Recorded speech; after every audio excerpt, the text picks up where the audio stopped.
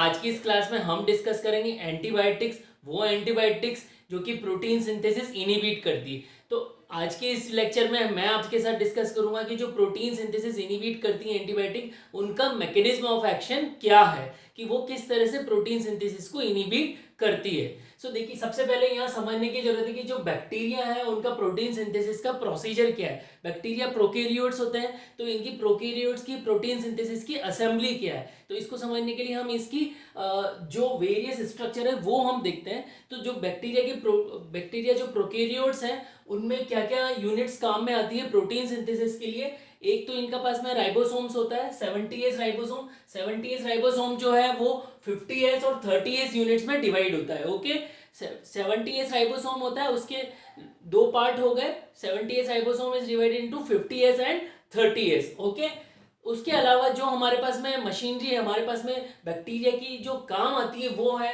TRNA और messenger RNA. सो ये messenger RNA मैंने आपके सामने बनाया हुआ है। सो मैसेंजर आरएनए, अब मैसेंजर आरएनए पे मैसेंजर आरएनए पर क्या होता है, कोडोन्स होते हैं। मैसेंजर आरएनए पर क्या होता है, कोडोन्स होते हैं।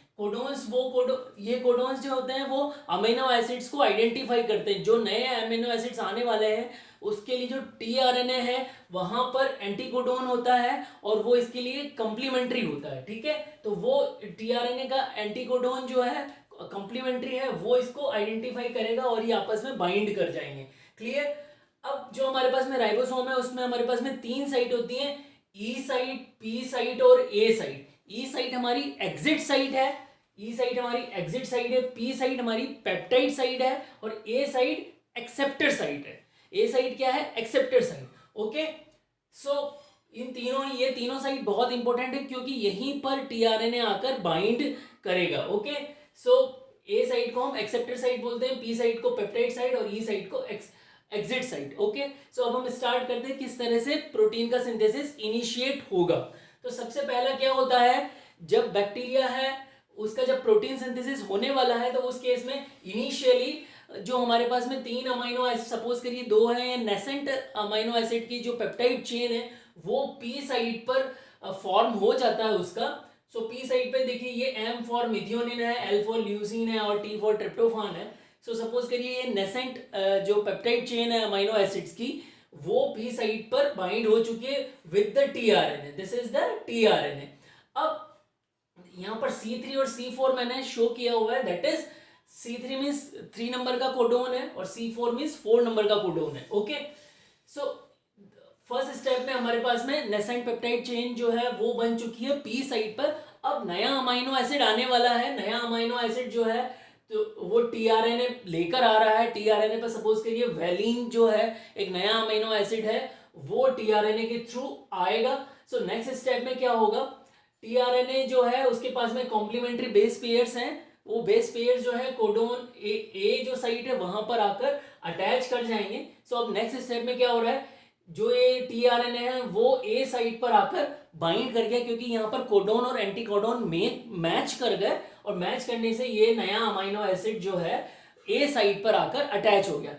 अब क्या होगा, जो नेक्स्ट स्टेप है यहाँ पर पी साइड पर जो इलोंगेटेड पेप्टाइड चेन है that will move from P side to A side. तो यहाँ पर क्या होगा, यहाँ पर ये जो पेप्टाइड चेन है यहाँ पर इसका बॉन्ड ब्रेक होगा, मींस पेप्टाइड बॉन्ड का ब्रेकेज होगा और ये जो पेप्टाइड चेन है it will shift over this unit.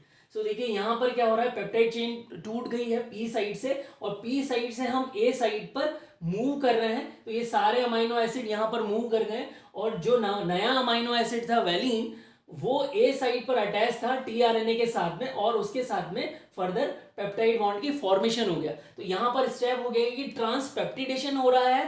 Transpeptidation हो रहा है मतलब जो पेप्टाइड चेन है वो ट्रांसफर हो रही है और फिर पेप्टिडेशन मींस जो पेप्टाइड बॉन्ड की फॉर्मेशन हो रही है। ओके, सो इस तरह से नया पेप्टाइड चेन का इलोंगेशन हो गया। अब नेक्स्ट स्टेप में क्या होगा, जो ए साइड पर जो नया हमारा जो इलोंगेटेड पेप्टाइड चेन है वो बन चुकी है। Now it will transfer from A side to P side.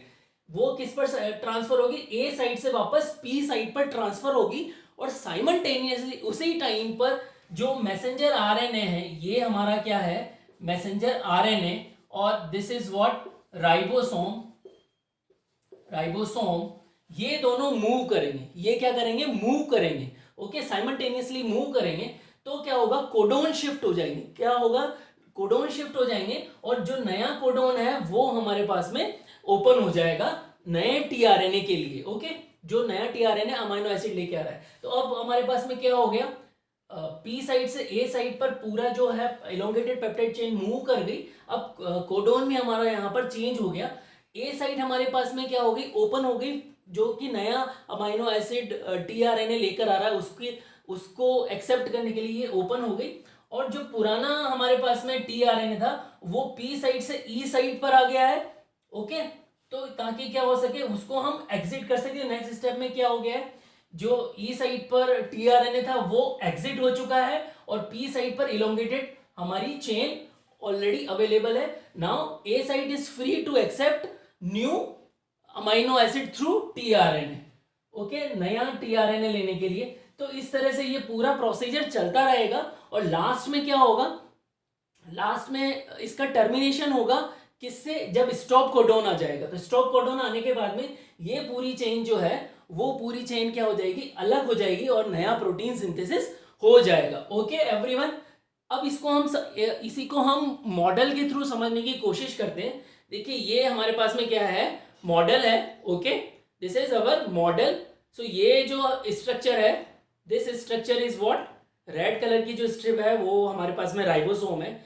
सो ये ऊपर वाला जो है वो 50S राइबोसोम है और जो नीचे वाला है वो है हमारे पास में 30S राइबोसोम। ओके, सो ये और इसके जंक्शन पर जो है हमारे पास में मैसेंजर आरएनए की स्ट्रिप है, इसी पर कोडोन्स लगे हुए हैं। ओके, सो ये 50S राइबोसोम हो गया हमारे पास में। इस पर हमारे पास में ई साइट है, पी साइट है और ए साइट है। ओके, और इसी पर आप ये देखिए 1 2 3 जो है 3 आप इनको मान के चलिए कि ये हमारे पास में क्या है? कोडोन है। ओके एवरीवन, अब फर्स्ट स्टेप में हमारे पास में क्या होगा? इनिशियली हमारे पास में already we have a what? Peptide chain. जो हमारे पास में नेसेंट पेप्टाइड चेन है वो है और ये टीआरएनए है, ये इसके साथ में अटैच है। क्लियर एवरीवन, ये इसके साथ में अटैच है। ओके, अब इसके बाद में क्या होगा? इसके बाद में एक जो है हमारे पास में अलग से टीआरएनए होगा। अलग से हमारे पास में क्या होगा? टीआरएनए होगा और वो नया टीआरएनए जो है वो आएगा। This is new tRNA with the amino acid value. Okay, it will come and it will attach to the A site. ये ए साइट के साथ पर अटैच हो जाएगा। तो ए साइट पर आ गया। अब जो ये हमारे पास में पी साइट पर जो पहले से नेसेंट पेप्टाइड चेन थी, ये किस पर मूव करेगी? ए साइट पर मूव करेगा। ओके, तो ये ए साइट पर मूव कर गया। क्लियर, ये ए साइट पर मूव कर गया। ओके, अब ए साइट से वापस से ये क्या हो रहा है? सो पी टू ए मूव हो गया। अब पी से ए वापस मूव करने के बाद में अब यहाँ पर क्या होगा? ये अब साइमल्टेनियसली राइबोसोम और मैसेंजर आरएनए मूव करेंगे। तो ये टीआरएनए जो है एग्जिट साइट पर मूव कर जाएगा। ये वाला टीआरएनए हमारा जो है एग्जिट साइट पर मूव कर जाएगा और ये पूरा जो है हमारे पास में P2 वापस A पर मूव कर जाएगा। Okay, clear everyone? तो A साइड जो है हमारी क्या हो गई? फ्री हो गई। A साइड हमारी क्या हो गई? फ्री हो गई। क्लियर, A साइड हमारी क्या हो गई? फ्री हो गई। अब हमारे पास में दोबारा से जो है एक और टीआरएनए होगा। अब वो टीआरएनए जो है नया अमीनो एसिड लेकर आ रहा है, नया अमीनो एसिड लेकर आ रहा है और ये फिर फर्दर इस पर बाइंड कर जाएगा। ओके, अब वापस से अगेन वही प्रोसेस है।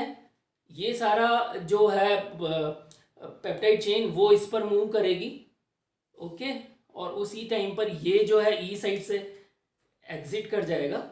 ओके, ये टीआरएनए जो है ई साइड से एग्जिट कर जाएगा और ये वाला टीआरएनए जो है इस पर आ जाएगा और फर्दर ये वाली पूरी स्ट्रक्चर जो है ए साइड से पी साइड पर आ जाएगी। तो इस तरह से पेप्टाइड बॉन्ड फॉर्मेशन होता रहेगा और लास्ट में क्या आ जाएगा हमारे पास में? स्टॉप कोडोन आ जाएगा और स्टॉप कोडोन आने के बाद प्रोटीन सिंथेसिस क्या हो जाएगी? फिनिश हो जाएगी।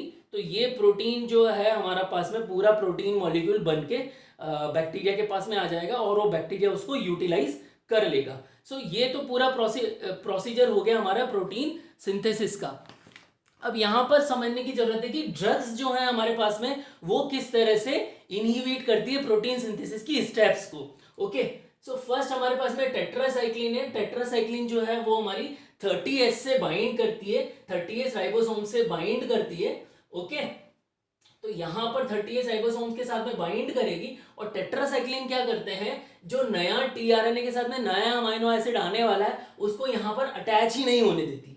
सो tetracycline are inhibiting what this step, वो नए अमीनो एसिड को यहाँ पर आने से रोकती है, वो इसको स्टॉप करती है। तो नया अमीनो एसिड अगर आकर बाइंड ही नहीं करेगा तो फर्दर प्रोटीन सिंथेसिस का जो स्टेप है वो स्टार्ट ही नहीं हो पाएगा। ओके, सो टेट्रासाइक्लिन का जो ग्रुप है वो पूरा 30S पर बाइंड करता है और इनिशिएशन ऑफ जो प्रोटीन की बाइंड नया अमीनो एसिड की बाइंडिंग है उसको रोकता है। देन फर्दर हमारे पास में क्लोरामफेनिकोल है। क्लोरामफेनिकोल जो है P side to A side के मूवमेंट को वो उसको ब्रेक करती है, मींस वो उसको होने नहीं देती है, means it inhibit the transpeptidation. P side to A side movement को क्लोरामफेनिकोल रोकती है। तो जो नया अमीनो एसिड है वो ए पर आकर तो बाइंड हो गया, बट जो पी से ए पर मूव होना है वो नहीं हो पाएगा। ओके, तो क्लोरामफेनिकोल क्या करेगी, इसको इनहिबिट करेगी। Clear everyone?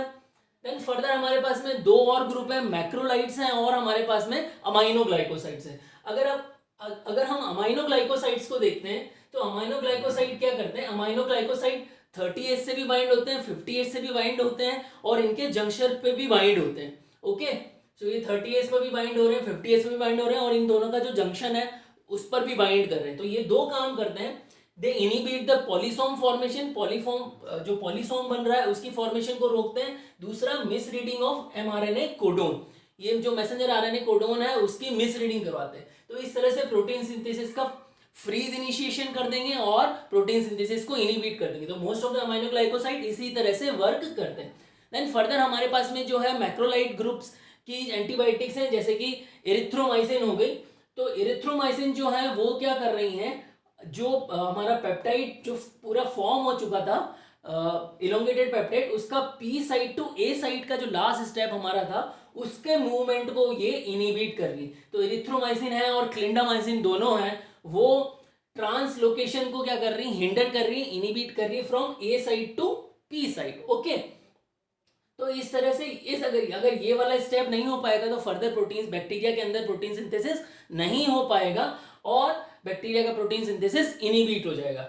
तो इस तरह से ये हमारी सारी मैकेनिज्म हो गई। अब इन सबको आप बहुत ही आसान तरीके से लर्न कर सकते हो। उसके लिए आपको एक सिंपल शॉर्ट ट्रिक है, क्या है, इसका निमोनिक से बाई एट 30 और सेल ऑन 50। ओके, 30 रुपए में बाई करो और 50 रुपए में सेल कर दो। तो 30 का मतलब हो गया 30S राइबोसोम और 50 का मतलब हो गया 50S राइबोसोम। तो जनरली जो नीट पीजी में, नाइपर में, जीपेट में, फार्मासिस्ट का एग्जाम हो गया या नर्सिंग के एग्जाम हो गए, वहां पर क्वेश्चन आता है कि जो प्रोटीन सिंथेसिस इनहिबिट करने वाली एंटीबायोटिक्स है वो राइबोसोम पे किस पॉइंट के साथ में बाइंड होती है। तो आपको याद रखना पड़ेगा, एट से मतलब हो गया अमाइनोग्लाइकोसाइड और एट के ए से मतलब हो गया अमाइनोग्लाइकोसाइड, टी फॉर टेट्रासाइक्लिन। तो ये दोनों है 30S से बाइंड करती है। ये दोनों किससे बाइंड करती हैं, 30S से बाइंड कर रही हैं। Okay, they are binding with the 30S। और जो क्लिंडामाइसिन है और एरिथ्रोमाइसिन है, they both bind to 50S, they both bind to 50S structure. और वैसे भी याद रख सकते हो टेट्रासाइक्लिन जो है T for 3 होता है, T for 3 होता है और टेट्रासाइक्लिन 3 से 30 हो रहा है तो 30S से बाइंड हो रही।